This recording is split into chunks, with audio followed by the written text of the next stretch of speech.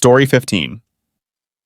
As promised to the channel, this is my story of being cheated on by my girlfriend.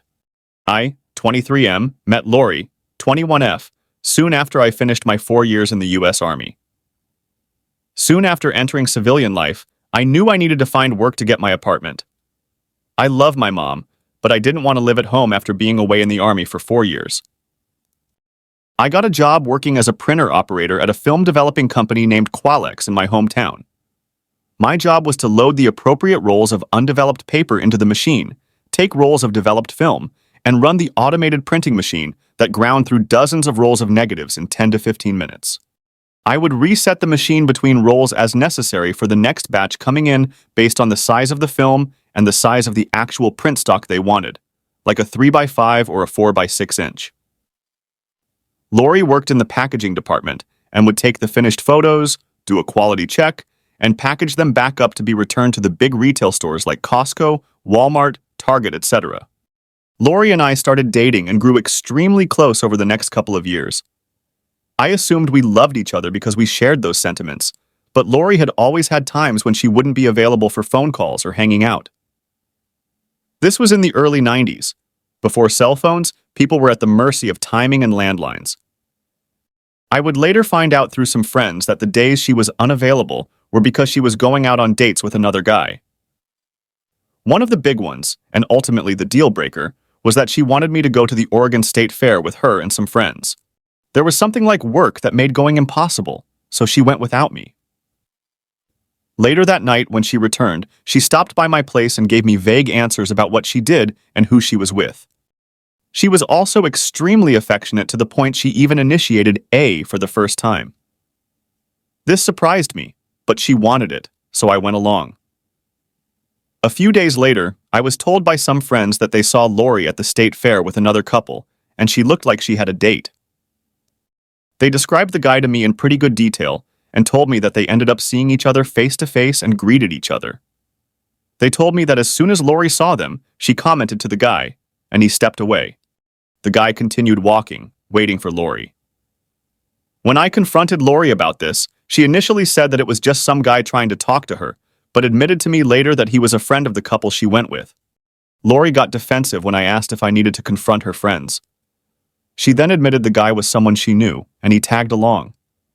She feared I'd take it wrong, so she lied to me. Lori and I said some pretty ugly things to each other, her saying that I didn't try hard enough in our relationship. I admit our relationship was challenging because I worked the graveyard shift then, so I was at work in the evening and sleeping early in the day. At that point, I accused her of cheating, and it blew up. This was a deal breaker for me, since my understanding was that we were an official monogamous couple. I broke it off with her and quit my job to find something that gave me a life. I heard from some friends that Lori didn't miss a beat and immediately started dating that guy full-time. I moved on with my life and had an opportunity to work at a door manufacturing company in the neighboring city. My work schedule changed from early morning to early afternoon, giving me most of the daytime open. About a year later, I got a surprise call from Lori. We chatted about old times, and she apologized for how she handled our relationship. She swore that nothing had ever happened with the guy before our breakup, and cried a little when I asked if she hooked up with him after we broke up. She admitted she started to date him later. As the call was winding down, she said she wished we could meet at some point, and I said I'd like that too. She asked if I was busy and said she could come over to my mom's house where I was living. By this point, I had quit working at the door plant, started using my GI Bill to attend the local community college, and worked on a CS degree. I agreed to see her, so she came over to discuss how I was doing. It didn't take long before we ended up in my bedroom, making up for lost time. The next few weeks were intense, and I fell for her hard. I was in love with her. I took some of the cash I had saved, went to a jewelry store in the mall, and bought a modest engagement ring, intending to propose. I was trying to figure out a great idea for my proposal over the next week and decided to ask her during an upcoming beach trip to Florence. We'd been there together and enjoyed walking along the beach. This all stopped a couple of days before the trip when I was sitting in the front room of my mom's house watching TV. There was a knock on the door. I opened the door to find a guy about my age standing there, asking for me by name. I told him that I was the person he was looking for. The guy asked me if we could talk in the front yard, then dropped the bombshell on me when he introduced himself as Lori's boyfriend. I stood there looking at him with that heavy dread in my stomach, then asked how long they'd been dating. He told me that they had been together for over a year and that he had recently started suspecting her of cheating, so he followed her.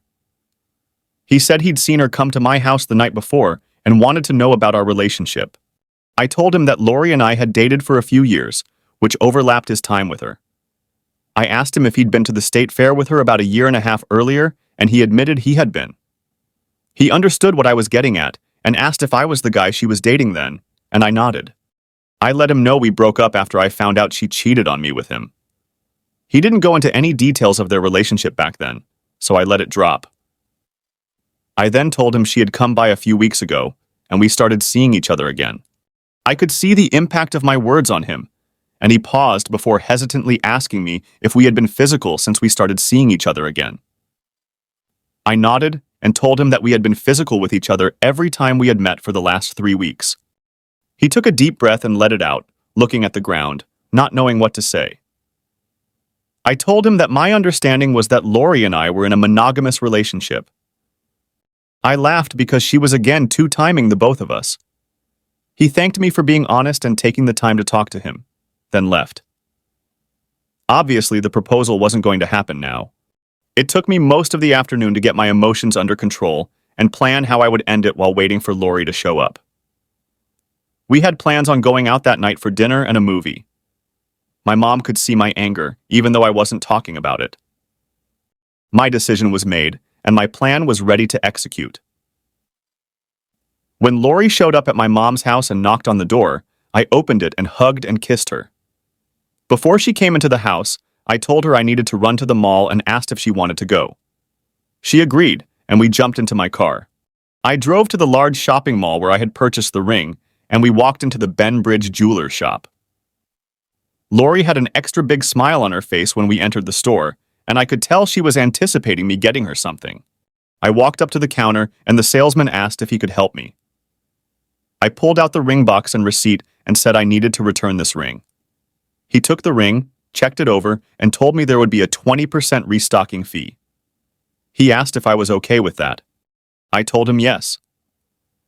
Lori was standing beside me, not saying a word, but I could see the tension on her face that had replaced the excitement.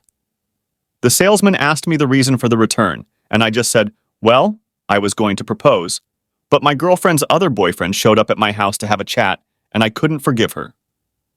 He looked up at me and then looked to Lori, who was standing there with tears now openly running down her shocked face. He didn't say anything else and processed the return. When the money was refunded to my card, he told me he was sorry things didn't work out.